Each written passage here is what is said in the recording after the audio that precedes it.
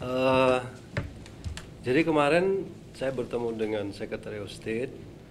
Tentu saja pertama adalah courtesy kunjungan kita ke Amerika Serikat. Kemudian yang kedua juga membicarakan hal-hal ya, pertama update mengenai hubungan bilateral. Saya beberapa kali ketemu beliau di berbagai forum dan di kantornya yang kedua kali untuk mengupdate situasi perkembangan hubungan bilateral antara Indonesia dan Amerika Serikat, antara lain kerjasama yang sudah terjalin di bidang pertahanan, keamanan, ekonomi, kemudian people to people, kemudian juga situasi terkini terkait kawasan, apakah itu Indo-Pasifik ataupun ASEAN dalam lingkup yang lebih kecil. Itu yang pertama. Yang kedua juga mengelaborasi beberapa hal terkait pertemuan Board of Peace di pagi harinya. Beliau juga menyampaikan apresiasi dan ucapan terima kasih atas komitmen pemerintah Indonesia untuk berpartisipasi di ISF. Kemarin juga kita sudah mendengarkan Bapak Presiden berbicara, Indonesia berkomitmen untuk mengirimkan pasukan.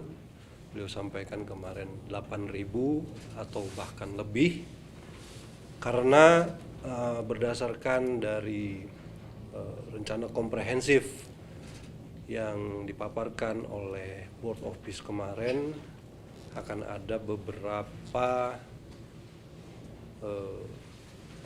region atau beberapa sektor yang secara bertahap nanti akan dilakukan upaya-upaya penjagaan perdamaian dan partisipasi ISF ini sendiri. Itu juga beliau menyampaikan terima kasih atas komitmen Indonesia dan berharap agar apa yang sudah kita lakukan sejauh ini dalam Board of Peace ini akan bisa terus maju secara bertahap. Saya juga menyampaikan concern dari beberapa negara yang ada di grup 8 ini terkait situasi terkini di Palestina dan tepi barat, dan kita semua meyakini bahwa kepemimpinan Amerika Serikat untuk bisa menghentikan atau menyelesaikan permasalahan yang sedang terjadi atau masih terjadi di sana, dan berharap agar supervisi yang dilakukan atau pengawasan yang dilakukan itu bisa membuat apa yang menjadi rencana Board of Peace ini bisa terus berlanjut ke fase berikutnya. Saya kira itu saja, kan tadi setengah jam ya, nggak lama. Isi. Soal yang terbaru itu kan kita jadi Deputy Commander. Ya. Sementara banyak yang menilai bahwa Indonesia ini kan tidak punya hubungan diplomatik dengan Israel, justru menilai banyak risk yang mungkin akan terjadi ke depannya. Sebenarnya tugas sebagai Deputy Commander itu apa sih? Kenapa tidak dipilih negara-negara lain yang punya hubungan diplomatik seperti Maroko, Kazakhstan? Hubungan diplomatik dengan Indonesia dengan Israel. Karena ini kan bukan kaitannya dengan pengakuan ada hubungan atau tidak. Ini adalah pasukan yang ditugaskan untuk, yang mendapatkan mandat untuk menjaga perdamaian, terdiri dari berbagai unsur yang tugasnya intinya adalah menjaga situasi. Nah, saya kira saya juga perlu menjelaskan karena ini juga perlu disampaikan bahwa petunjuk pelaksanaan daripada mandat ISF ini mengizinkan negara-negara yang berpartisipasi untuk memberikan atau menyumbangkan pasukannya di ISF untuk memberikan satu batasan yang lebih rigid daripada apa yang sudah dikeluarkan lewat resolusi Dewan Keamanan. Nah, artinya kita memiliki kesempatan untuk menyampaikan yang menjadi national caveat kita. Nah, national caveat kita juga sudah kita sampaikan ke ISF bahwa kita tidak melakukan operasi militer, kemudian kita tidak melakukan pelucutan senjata, kita tidak melakukan apa yang disebut demilitarisasi. Yang kita lakukan adalah menjaga ya kan, masyarakat sipil di kedua belah pihak, kemudian terlibat dalam upaya-upaya kemanusiaan yang ada di sana, dan tentu saja ya, ada hal-hal yang sifatnya merupakan rule of engagement yang bisa kita lakukan sebagai pasukan apabila kita diserang dalam rangka mempertahankan diri. Tapi ini sekali lagi keterlibatan Indonesia di ISF, kontribusi pasukan Indonesia itu tidak untuk melakukan kegiatan demilitarisasi ataupun operasi militer. Nah, yang berikutnya, undangan sebagai deputy commander gitu. Biasanya normanya adalah kalau misalnya pasukan terbanyak itu dikasih kehormatan untuk menjadi force commander, dan dalam kaitannya dengan ISF ini force commander itu dipegang oleh Amerika Serikat. Ada 3 deputy commander, salah satunya adalah deputy commander bidang operasi, dan karena pasukan Indonesia juga merupakan yang terbanyak di sana, maka Deputy Commander Operasi ini juga merupakan sesuatu yang ya penghormatan dan penghargaan lah terhadap track record Indonesia, kemudian reputasi prajurit-prajurit Indonesia di berbagai medan penjagaan perdamaian. Dan saya kira kedudukan ini juga akan bisa memfasilitasi apa yang menjadi tujuan dan niatan kita mengirimkan pasukan di ISF. Pak Menlu, dari 8.000 itu kapan Mas pengirimannya? Apakah ada langsung 8.000 itu atau ada tahapan-tahapan pengiriman? Saya kira bertahap, karena tadi seperti saya sampaikan, tahapan yang ada di sana juga dibagi menjadi beberapa sektor. Detailnya belum, tapi kurang lebih nanti ada 5 sektor. Diperkirakan total pasukan yang akan ada di sana adalah 20.000 ya, atau mungkin lebih di seluruh sektor ini, tapi ini merupakan sesuatu yang sifatnya progresif. Kemarin kita juga sudah menyampaikan, Pak Presiden sudah menyampaikan komitmen kita, dan saya juga sempat menanyakan kira-kira kapan pasukan ini akan dikirim. Jawabannya ya secepatnya mereka akan siapkan timelinenya. Mas, mengenai pasukan ini udah secara gamblang berkomunikasi dengan pihak Palestina, mereka terbuka menerima. Oh, kemarin juga ada kan Palestina kan? Kemarin Prof. Dr. Ali Saad ada di sana sebagai perwakilan Palestina yang juga merupakan apa istilahnya, chairman of NCAG ya, National Committee on Administration of Gaza. Jadi Palestina juga sudah ada di sana, udah tahu, udah paham. Kemudian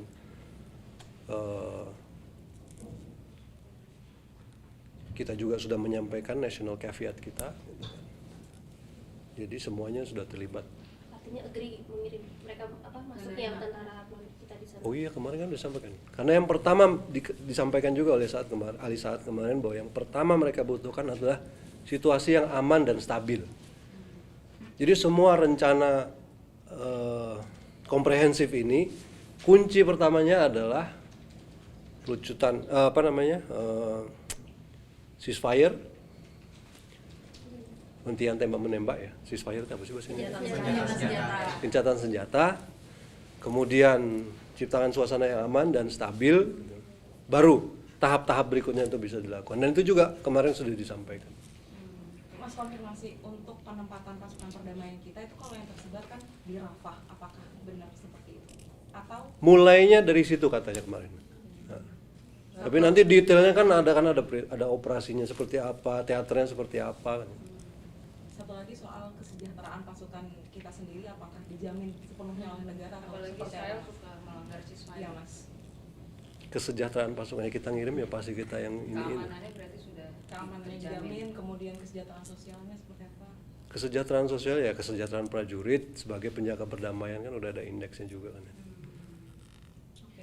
Kalau namanya operasi ya, operasi tentara gitu ya tentu saja ada resiko, kan juga kemarin kan disampaikan ada tantangan-tantangan yang kita hadapi gitu. Makanya kita perlu suatu mandat yang jelas pertama, kemudian rule of engagement yang jelas, karena kita juga tidak mau prajurit kita jadi korban di luar misi yang sedang dia laksanakan, dan saya kira itu yang menjadi tanggung jawab kita semua, dan keberadaan kita di Board of Peace, kemudian keberadaan kita sebagai Deputy Commander Operasi, saya kira akan memperbesar keyakinan dan kemungkinan bahwa keamanan prajurit itu tetap bisa jadi yang utama.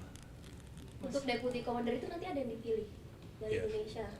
Sosoknya sudah ada yang mulai dipilih. Belum kelihatan.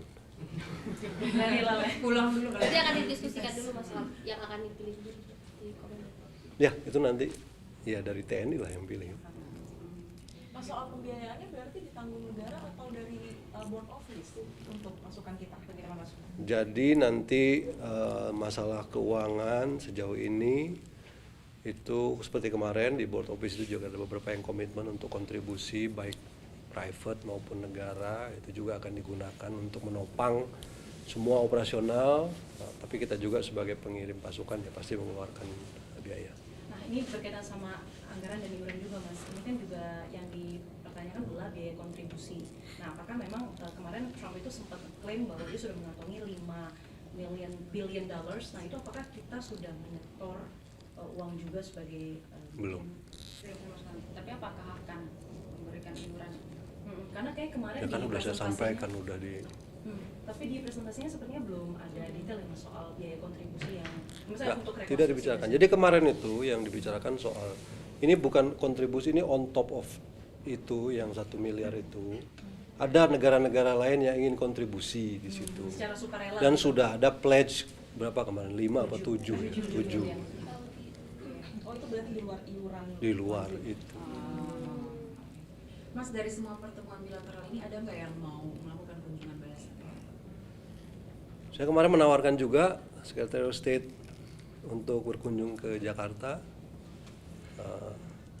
tapi ya kita lihat apakah availability-nya. Kemudian dari beberapa menteri luar negeri dan kepala negara yang kemarin juga ada beberapa yang berkeinginan untuk melakukan kunjungan ke Jakarta. Nanti kita akan koordinasi waktunya. Mas, sorry, konfirmasi lagi. Berarti soal iuran itu kita belum ada ya Belum. dan belum ke depannya apakah misalnya kan biasa ada kalau mau ikut dalam satu lembaga atau organisasi kayak oke bayar sekian itu juga belum jelas. Nggak ada. Jadi dari awal saya bilang ini yang namanya itu bukan iuran keanggotaan, bukan syarat keanggotaan, tidak.